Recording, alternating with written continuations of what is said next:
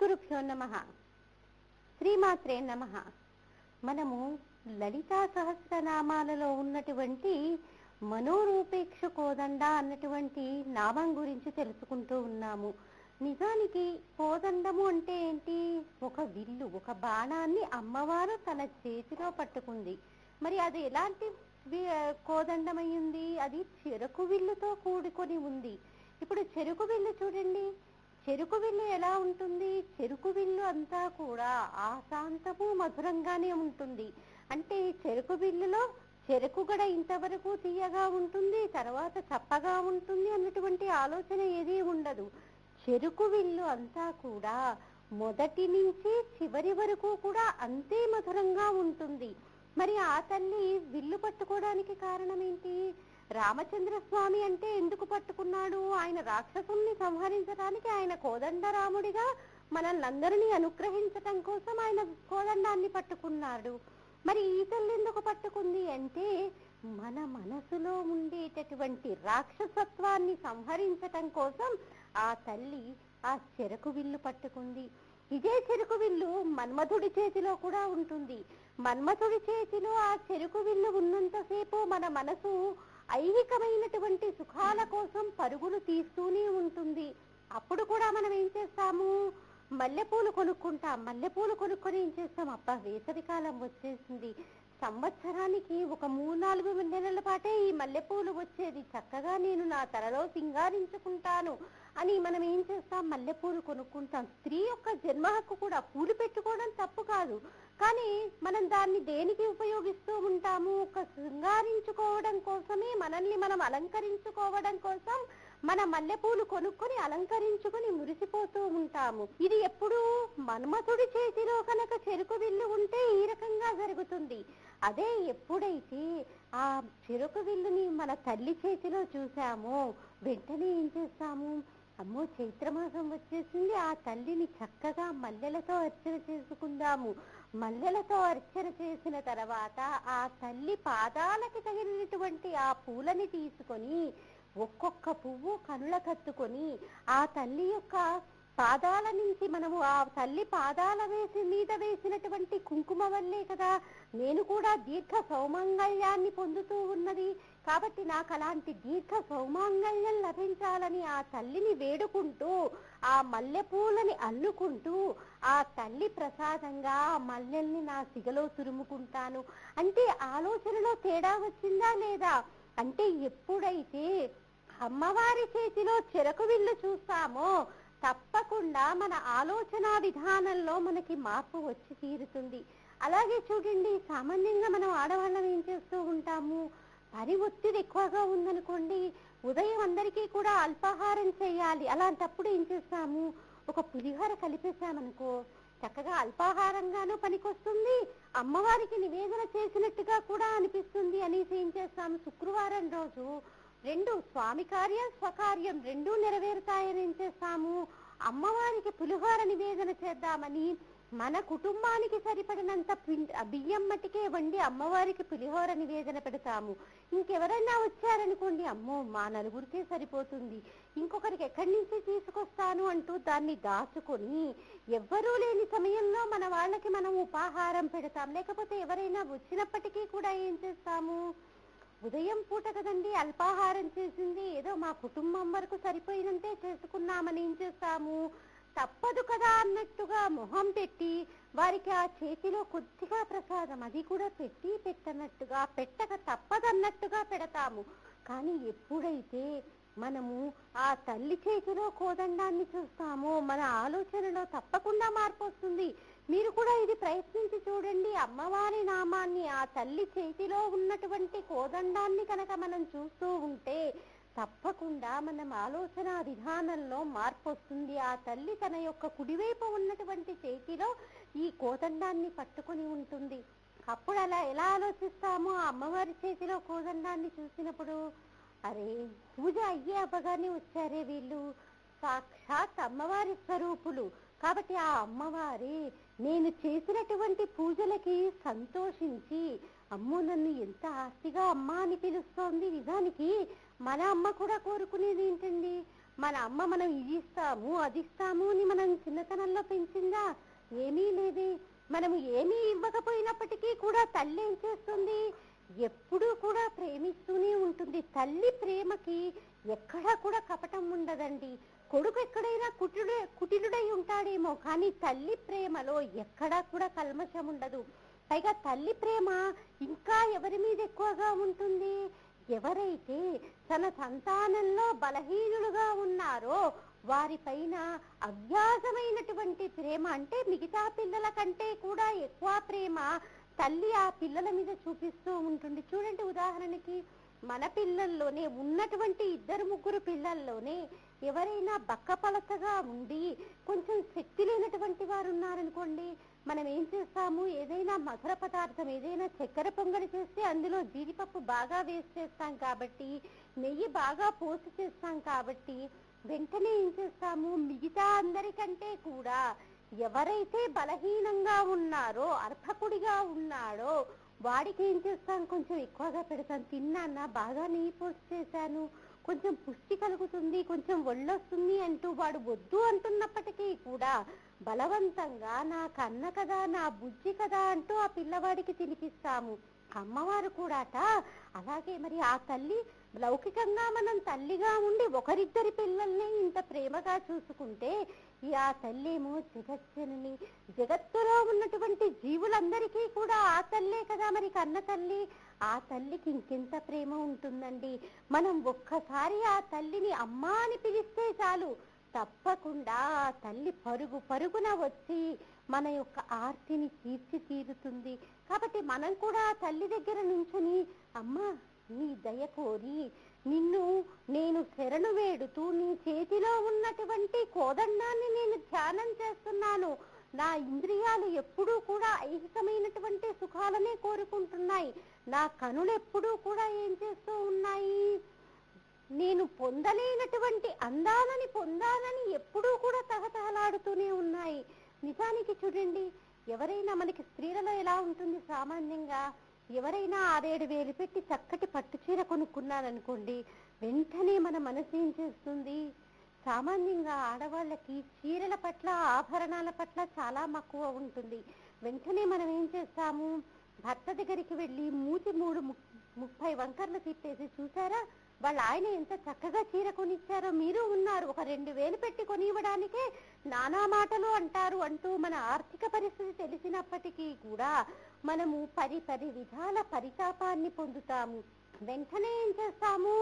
మనసులోనే ఊహించేసుకుంటాం ఆ చీర మనం కట్టుకున్నట్టు, మనం కట్టుకొని ఎంతో అందంగా తయారైనట్టు మన మనసులోనే ఊహించేసుకుంటాం. అంటే మనం పొందలేనటువంటి ఆనందాలన్నిటినీ కూడా మనసుతోటే పొందుతూ ఉంటాము. అలాంటి ఆనందం ఎలా ఉంటుంది? మన్మథుడి చేతిలో ఈ యొక్క బాణం ఉన్నంతసేపు కూడా ఎలా ఉంటుంది? ఐహికమైనటువంటి సుఖాలు, లౌకికమైనటువంటి సుఖాలు, లౌకికమైనటువంటి సంపదలో పొందడానికే మక్కువ చూపిస్తూ అలాంటి సుఖాలలోనే తేలియాడుతూ ఊహలలో తేలిపోతూ ఉంటాము. ఎప్పుడైతే ఆ జగజ్జనని చేతిలో కనుక మనం ఈ కోదండాన్ని చూసామో, ఆ చీర మనం కట్టుకున్నట్టు కాదు. నిజానికి మనమే ఒక చీర కొనుక్కోవడానికి ఒక షోరూమ్కి వెళ్ళామనుకోండి, షోరూమ్కి వెళ్ళినప్పుడు అక్కడ వాళ్ళు బయటకి కనిపించేటట్టుగా కొన్ని చీరలు పెడుతూ ఉంటారు. అలా షోకేస్లో పెట్టినటువంటి చీర మనకి చాలా చక్కగా నచ్చింది. మంచి ఆకుపచ్చని పట్టు చీర. ఆ ఆకుపచ్చని పట్టు చీరకి చక్కటి ఎర్రటి బార్డర్.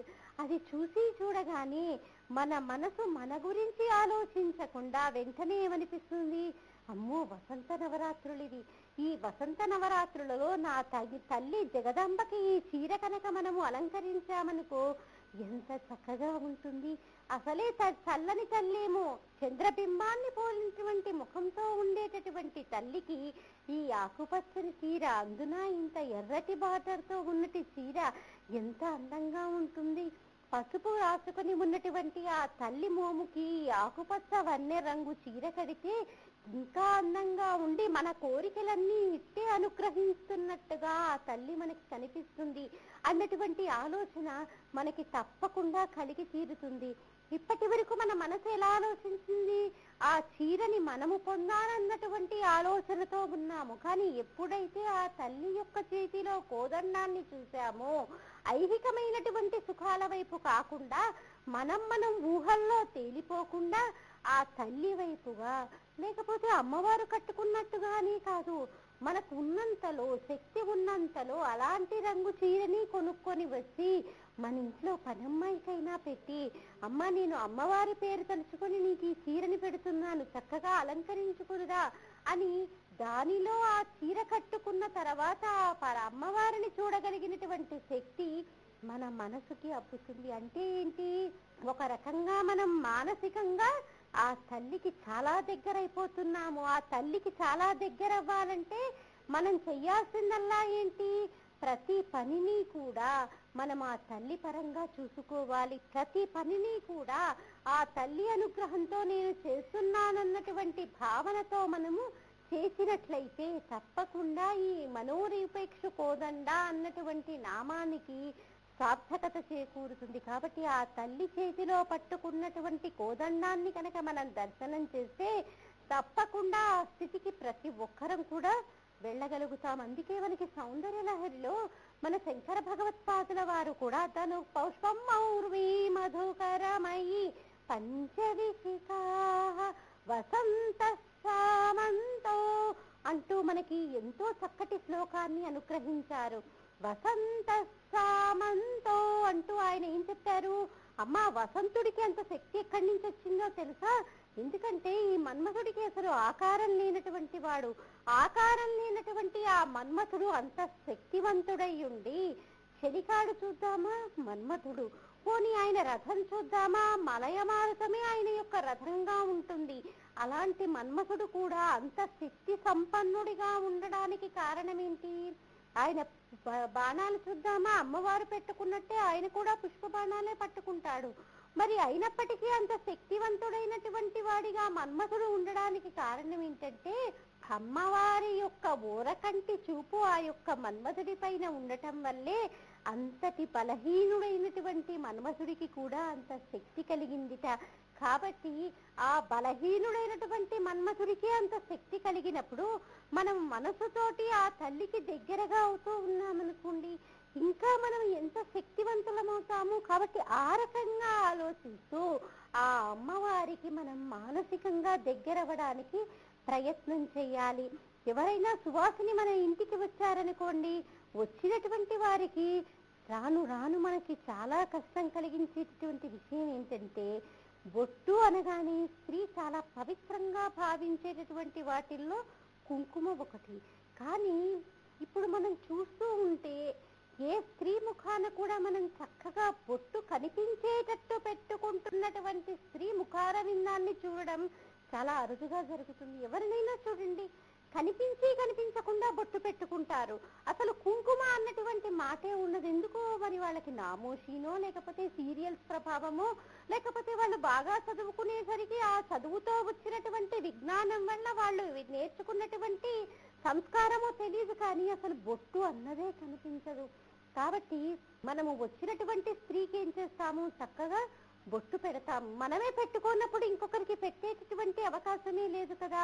మన సనాతన ధర్మంలో మనకేం చెప్తున్నారు? వచ్చినటువంటి ప్రతి స్త్రీ కూడా సాక్షాత్ భగవత్ స్వరూపిణి. అందున మనం పూజ అయ్యి అవగానే వచ్చినటువంటి స్త్రీ అమ్మవారి స్వరూపంగానే భావన చేసి మనకి శక్తి ఉన్నంతలో వాయనం ఇవ్వాలి. శక్తి ఉన్నంతలో వాయనం ఇవ్వాలి అంటే వాయనమనగానే అవి ఇవి ఇవ్వక్కర్లేదు. ఒక్క కుంకుమ పెట్టి ఆవిడకి పసుపు కుంకాలు ఇచ్చినా చాలు. అది లేదు, ఉండమ్మా బొట్టు పెడతా అంటూ కుంకుమ పెట్టినా కానీ ఆ తల్లి ఎంతో సంతోషిస్తుంది. ఎందుకు? ఆవిడే ప్రథమ సువాసిని. కాబట్టి అమ్మవారు సువాసిని అర్చన ప్రీత. అమ్మవారిని ఒక సువాసిని అయినటువంటి స్త్రీ ఆ సువాసిని కనుక అర్చన చేస్తూ ఉంటే అమ్మవారు ఎంతో సంతోషిస్తుంది. కాబట్టి ఉండమ్మా బొట్టు పెడతా అంటూ వచ్చినటువంటి ముత్తైదువుకి మన శక్తి కొలది ఏదీ లేకపోతే ఒక కుంకుమ పెట్టి పంపించాలి, లేకపోతే ఒక రవికల గుడ్డ, లేకపోతే పండు, ఏది ఉంటే అది మనం ఇచ్చి కనుక పంపిస్తే అమ్మవారి యొక్క కృపకి మనం పాత్రలమవుతాము. ఆ సంస్కారం అనేది బొట్టు పెట్టుకునేటటువంటి సంస్కారం మనం పెట్టుకోవడము, వచ్చినటువంటి ముత్తైదువుకు కూడా సాక్షాత్ అమ్మవారి స్వరూపంగా భావన చేస్తూ వచ్చినటువంటి ముత్తైదువుకు కూడా కుంకుమ పెట్టడం అన్నది మనము అమ్మాయిలకి చిన్నతనం నుంచి కూడా అభ్యాసం చేయించాలి. ఎందుకు? ఒక వయసు వచ్చిన తర్వాత వచ్చేటటువంటి అలవాటు కాదు ఇది. ఇప్పుడు చూడండి, చాలా మంది పిల్లలకి మనము బాలముత్తైదువుగా భావన చేసి కుంకుమ పెడతాము. కుంకుమ పెడితే పసిపిల్లలు తెలియని వాళ్ళు తుడుపుకుంటే వాళ్ళకేదో తెలియచేస్తాము. కానీ కాలేజీ చదువులకి వచ్చినటువంటి అమ్మాయిలు కూడా కుంకుమ పెట్టగానే పక్కకు తిరిగి చెరుపుకుంటున్నారంటే ఆ తప్పు ఎవరిది? ఆ తప్పు ఖచ్చితంగా పెంచినటువంటి తల్లిదే అని మనం ఖచ్చితంగా చెప్పవచ్చు. ఎందుకో మనం ఆ కుంకుమలో ఉన్నటువంటి కుంకుమ బొట్టు పెట్టుకోవటంలో ఉన్నటువంటి వైశిష్ట్యాన్ని మనం ఆడపిల్లలకి నేర్పించకపోవడమే. ఎంత శక్తి కలిగినది అయినప్పటికీ కూడా బొట్టు అన్నది చాలా పవిత్రమైనది. స్త్రీలకి జన్మతః వచ్చినటువంటి హక్కు. పుట్టింట్లోనూ ఆడపిల్ల బొట్టు పెట్టుకుంటుంది, అత్తింటా కూడా ఆడపిల్ల బొట్టు పెట్టుకుంటుంది. ఆ బొట్టు పెట్టుకోవడం అన్నది ఆడపిల్ల జీవితాంతం అలా కొనసాగిస్తూనే ఉండాలి. ఇటు పుట్టింటి వాళ్ళు కానీ అత్తింటి వాళ్ళు కానీ మనస్ఫూర్తిగా కోరుకునేదేంటి?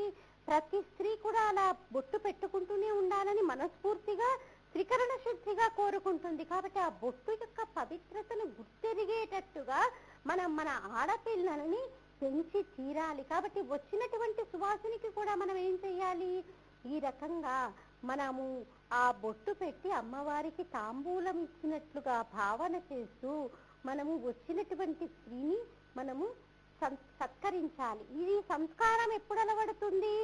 ఎప్పుడైతే మనము ఆ తల్లి చేతుల్లో ఉన్నటువంటి చెరుకు విల్లును చూస్తామో అప్పుడు ఈ సంస్కారం అలవడి వచ్చినటువంటి ప్రతి ముత్తైదువుని కూడా మనం ఊరికే పంపకుండా మనం ఇంత కుంకుమ బొట్టు పెట్టుకొని మనము వచ్చినటువంటి ముత్తైదువుకి కూడా కుంకుమ బొట్టు పెట్టేటటువంటి సంస్కారము అలవడుతుంది. కాబట్టి ఏదో లలితా సహస్రనామాలంటే నేను రోజు పారాయణ చేస్తూ ఉంటానండి, దానికేం ఢోకా లేదు, ప్రతినిత్యము నేను ఉదయం మధ్యాహ్నం సాయంత్రం చేస్తూనే ఉంటాను అని చెప్పుకోవటం కాదు, చెయ్యటం మంచిదే. ఎంతో పూర్వజన్మ సుకృతం ఉంటే తప్పితే మనకి ఆ యొక్క నామాలను చదవాలన్నటువంటి తలంపు కూడా రాదు. నామాలను చదవాలన్నటువంటి తలంపు వచ్చిందంటే కొంత అమ్మవారి అనుగ్రహం మన పైన ఉన్నట్టే. కాబట్టి ఆ నామాలకి ఉన్నటువంటి వైశిష్ట్యాన్ని కూడా తెలుసుకున్నామనుకోండి, మనము అనుభవించేటటువంటి విధానంలో, మనము ఆచరించేటటువంటి ఆచార వ్యవహారాలలో తప్పకుండా మార్పు వచ్చి తీరుతుంది. అలాగే ప్రతి శుక్రవారము కూడా దేవాలయానికి వెళ్ళాలి, ఆ తల్లిని దర్శనం చేసుకొని రావాలి. ఎక్కడో దూరం వెళ్ళక్కర్లేదు, మన ఇంటి పక్కనే ఉన్నటువంటి దేవాలయానికి వెళ్ళి ఆ బాలా త్రిపుర సుందరి దేవిని దర్శనం చేసుకుని రావాలి అని ఒక నియమం పెట్టుకున్నామనుకోండి, ప్రతి శుక్రవారము లేకపోతే మంగళవారం మీకు ఏ వారం వీలైతే ఆ వారం కనుక ఒక నియమంగా మనం పెట్టుకున్నామనుకోండి, ఇలా నియమంగా పెట్టుకోవడం కూడా మనము ఎప్పుడు జరుగుతుంది? ఎప్పుడైతే మనము మన యొక్క మనసుని మన ఆధీనంలో ఉంచుకుంటూ ఇది కాదు ఇది చెయ్యాలి నువ్వు అని మన మనసుకి మనము హితబోధ చెయ్యటం మొదలు పెడతామో అప్పుడే మన మనసు మన మాట వింటుంది. లేకపోతే అది ఎప్పుడూ కూడా ఊహల్లో తేలిపోతూనే ఉంటుంది. అందుకే మనసు గురించి ఎంతో మంది మహాకవులు అనేక పాటల్ని రాశారు, కావ్యాలని రాశారు. ఎందుకు? అసలంటూ అంతం లేనిది మనసుకే. ఇక్కడ ఉండి ఎక్కడికో వెళ్ళిపోతాము, ఎక్కడికో వెళ్ళిపోయి అక్కడ జరిగేటటువంటివన్నీ కూడా ఊహించుకొని తిరిగి ఇక్కడికి వచ్చేటటువంటి శక్తి ఒక్క మనసుకే ఉంది. కాబట్టి ఈ మనసుని మన ఆధీనంలో ఉంచుకోవటం అన్నది అంత సాధ్యమయ్యేటటువంటి విషయం కాదు. అది నిరంతరము వాయుగమనంతో పరిగెడుతూనే ఉంటుంది. అలా కోతిలా పరిగెత్తేటటువంటి మనసుని మనం ఏం చెయ్యాలి? దానికి ఒక ఆనకట్ట విధించాలి. అది కాదు నువ్వు నేను చెప్పినట్టు విను అంటూ దాన్ని కట్టడి చెయ్యాలి అంటే మనం ఏం చెయ్యాలి? ఆ తల్లి చేతిలో ఉన్నటువంటి కోదండాన్ని కనుక మనం దర్శనం చేసినంత మాత్రాన మన మనసుకి అలా కట్టడి చేసుకునేటటువంటి అలవాటు అలవడుతుంది. ముందుగా ఎప్పుడైతే మన మనసుని మనం కట్టడి చేసుకుంటామో తప్పకుండా మన మనసు భగవంతుడి వైపు నడవడం మొదలు పెడుతుంది. అంటే ఒక సన్మార్గం అన్నది మనకి అలవాటు అవుతుంది. అందుకని మనకి లలితా సహస్రనామాలలో ముందుగా అమ్మవారి వెలుగుని చెప్పిన తర్వాత ఈ చతుర్బాహువుల గురించి చెప్పటానికి కారణం అదే. చతుర్బాహువులు అనగానే ఏంటి? ఇవన్నీ కూడా క్రియాశక్తికి సంబంధించినవి కాబట్టి, పనులకి సంబంధించినవి కాబట్టి, మనం చేసేటటువంటి పనుల వల్లే ఈ జీవుడు ఉద్ధరింపబడతాడు. కాబట్టి ఈ పనుల గురించి చెబుతూ మనం తిరిగి ఆ తల్లి వైపుగా అడుగులు వేయటానికి కావలసినటువంటి సమయాన్ని మనకి అనుగ్రహించటం కోసమే ముందుగా చతుర్బాహువుల గురించి చెప్పటం. అలాగే ఆ తల్లి చేతిలో ఉన్నటువంటి ఒక్కొక్క ఆయుధం మనలో ఉన్నటువంటి ఒక్కొక్క దుర్గుణాన్ని నాశనం చేస్తుంది. ముందుగానే చెప్పుకుందాం, మా తల్లి చేతిలో ఉన్నటువంటి పాశము, అలాగే క్రోధము, ఇవన్నీ కూడా ఏం చేస్తాయి? మనలో ఉన్నటువంటి ఒక్కొక్క దుర్గుణాన్ని నాశనం చేస్తూ మనం ఆ తల్లి వైపుగా నడిచేటట్టుగా మనల్ని అనుగ్రహిస్తాయి. అందుకని చాలా గొప్పదైనటువంటి నామం ఏంటి? మనోరూపేక్ష కోదండ. మన మనస్సుని కోదండంగా చేసి ఆ తల్లి చేతికి ఇచ్చేసామండి. ఇంకేంటి దిగుడు చెప్పండి? ఇక అటు ఇటు తిరగదు. ఆ కోదండం ఆ తల్లి చేతిలో ఉంది కాబట్టి, మన మనసు ఆ తల్లి చేతిలోనే ఉంది కాబట్టి, ఇక మన మనసు ఊహల్లో తేలేటటువంటి అవకాశమే లేదు. ఎప్పుడూ కూడా వాస్తవంలో నడుస్తూ ఇప్పుడు జరుగుతున్నటువంటి విషయాలనే మనము ఆలోచిస్తూ అలౌకికమైనటువంటి విషయాన్ని, అంటే ఆ తల్లి గురించి తెలుసుకోవాలన్నటువంటి తాపత్రయం, తల్లి గురించే కాదు, ఒకవేళ అయ్యవారి గురించి తెలుసుకోవాలన్నా, ఆ తండ్రి గురించి తెలుసుకోవాలన్నటువంటి తాపత్రయము మన మనసులో ఉద్భుతమవుతుంది. అందుకనే ఈ నామము అంత గొప్పనైనటువంటిది. అందుకనే వసిన్యాది దేవతలు కూడా చతుర్బాహువుల గురించి చెప్పిన తర్వాతే అమ్మవారి యొక్క పూర్తి ఆకారాన్ని గురించి చెప్పటానికి కారణం. ముందుగా ఏంటి? మనలో ఉన్నటువంటి దుర్గుణాలని మనం నాశనం చేసుకుంటే తప్పితే మనము చక్కగా ఒక గమనంలో వెళ్ళేటటువంటి అవకాశం ఉండదు, ఒక సన్మార్గంలో వెళ్ళేటటువంటి అవకాశం ఉండదు. కాబట్టి నీలో ఉన్నటువంటి ఒక్కొక్క దుర్గుణం గురించి నువ్వు ముందు తెలుసుకో. ఆ దుర్గుణాన్ని నువ్వు ఎలా పోగొట్టుకోవాలో, ఎలా దాన్ని నాశనం చేసుకోవాలో నీ చేతిలోనే ఉంది. కాబట్టి దాన్ని నాశనం చేసుకోవడానికి ప్రయత్నం చెయ్యి. ఆ దుర్గుణాలను ఎప్పుడైతే నువ్వు నాశనం చేసుకుంటావో అప్పుడు నువ్వు సత్వగుణం వైపు పయనిస్తావు, సన్మార్గంలో నువ్వు నడుస్తావు. అప్పుడు నీకు తెలియకుండానే నీ అడుగులు గబగబా తల్లి వైపుకి వెళ్ళిపోతాయి. నీకు తెలియకుండానే ఆ తల్లి నీడలోనే నువ్వు పెరుగుతూ ఉంటావు అన్నటువంటి విషయాన్ని తెలియచేయడం కోసమే వసిన్యాది దేవతలు ఈ చతుర్బాహువుల గురించి చెప్పటం. మరి మనోరూపేక్ష కోదండ పంచ తన్మాత్ర సాయక. ఈ నామము రెండిటినీ విడగొట్టి చెప్పటం సాధ్యమయ్యేటటువంటి విషయం కాదు. పంచ తన్మాత్ర సాయక. ఈ పంచ తన్మాత్ర సాయక అనేసరికి మనకి ఇంద్రియాలున్నాయి. ఈ 5 ఇంద్రియాలు కూడా ఏం చేస్తూ ఉంటాయి? ఎప్పుడు ఏదో ఒక సుఖాన్ని కోరుకుంటూనే ఉంటాయి. ఈ కోరుకునేటటువంటి సుఖాలన్నీ కూడా ఎప్పుడు కూడా లౌకికంగానే ఉంటాయి. అమ్మవారు కూడా ఏంటిట? 5 పుష్పబాణాలను పట్టుకుంటుందిట. ఈ 5 పుష్పబాణాలు కూడా దేనికి సంకేతము? మనలో ఉన్నటువంటి ఇంద్రియాలకి సంకేతము. అలాగే బ్రహ్మాండంలో ఉన్నటువంటి వాటికి కూడా సంకేతము. కాబట్టి ఈ రెండిటిని అనుసంధానం చేస్తూ ఆ తల్లి ఏం చేస్తుంది? 5 పుష్పబాణాలని పట్టుకుంటుంది. ఆవిడ పట్టుకున్నది ఆ పుష్పబాణాలని తన కోసం కాదు, మన కోసమే. మనలో ఉన్నటువంటి దుర్గుణాలని అణచటం కోసం ఆ తల్లి కోదండంతో పాటు 5 పుష్పబాణాలను పట్టుకొని ఆ సింహాసనం మీద విరాజిల్లుతూ ఉంటుంది. అలాగే మనము సామూహికంగా లక్షవతి నోముని వైశాఖ మాసంలో వచ్చేటటువంటి పౌర్ణమి తిథి రోజు చేస్తున్నామమ్మా. ఈ వ్రతాన్ని ప్రతి స్త్రీ కూడా ఆచరించి తీరాలి. ముఖ్యంగా ఇది రజోదోషం పోగొట్టుకోవడానికి చేసుకునేటటువంటి వ్రతం కాబట్టి 55 సంవత్సరాలు పైబడినటువంటి స్త్రీలు, ఇతరత్ర ఆరోగ్య కారణాల చేత గర్భసంచి తీసివేయబడినటువంటి స్త్రీలు ఈ వ్రతాన్ని చేసుకోవచ్చు. ఇది చాలా వ్యయము ప్రయాసతో కూడుకున్నటువంటి వ్రతము. మన ఆడపడుచులందరి కోసము కూడా అతి తక్కువ వ్యయంతో ప్రసిద్ధ పుణ్యక్షేత్రమైనటువంటి అన్నవరంలో ఈ వ్రతాన్ని ఆచరింపచేస్తున్నాము. ఆసక్తి ఉన్నటువంటి వారు సంప్రదించాల్సినటువంటి టెలిఫోన్ నెంబర్ 8125512611 సంప్రదించగలరు. అలాగే మనం సామూహికంగా కాత్యాయని వ్రతాలు ఆచరింపచేస్తున్నామమ్మా. ఈ కాత్యాయని వ్రతాన్ని చేసుకున్నంత మాత్రాన వివాహానికి ఆటంకంగా మన జాతకంలో ఏవైనా దోషాలుంటే అవి తొలగింపబడతాయి. ఇలా తొలగింపబడటం వల్ల శీఘ్రంగా వారు వివాహ యోగ్యతని పొందుతారు. ఆసక్తి ఉన్నటువంటి వారు సంప్రదించాల్సినటువంటి టెలిఫోన్ నెంబర్ 8112-512-6111ని సంప్రదించగలరు. ఇంకా దీనికి సంబంధించినటువంటి విషయాన్ని మళ్ళీ మన కార్యక్రమంలో తెలుసుకుందామమ్మా.